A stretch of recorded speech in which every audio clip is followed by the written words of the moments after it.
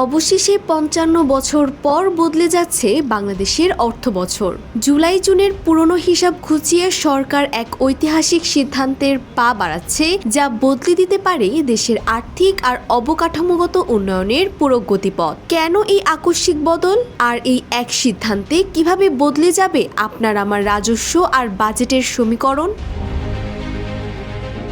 আগামী ২০২৮-২৯ অর্থবছর থেকে আর ১ জুলাই নয়, বাংলাদেশের অর্থবছর গণনা শুরু হবে ১ এপ্রিল থেকে, যা শেষ হবে ৩১ মার্চে। আর এই নতুন নিয়মে প্রবেশের আগে ২০২৭-২৮ অর্থবছরকে ধরা হবে রূপান্তর কাল হিসেবে, যা মাত্র ৯ মাসেই ইতি টানবে।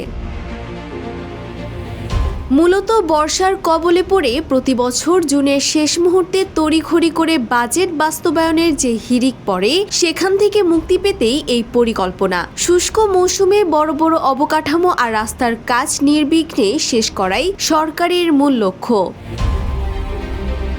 তবে কেবল ক্যালেন্ডার বদলালেই কি সব মুশকিল আসান হবে? অর্থনীতিবিদদের মতে এনবিআর ও ব্যাংকিং খাতের বিশাল সফটওয়্যার সংস্কার এবং করবর্ষ সমন্বয় করার মতো বড় কারিগরি চ্যালেঞ্জ সামনে রয়েছে। তার চেয়েও বড় কথা, দুর্নীতি, দুর্বল ব্যবস্থাপনা আর প্রকল্প সংশোধনের মতো পুরনো রোগ না সারলে কেবল সময় বদলে পুরো সুফল মেলানো কঠিন।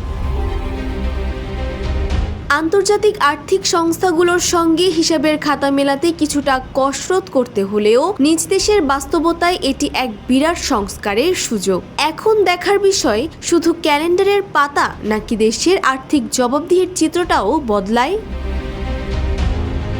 Desk report, Bangladesh bulletin.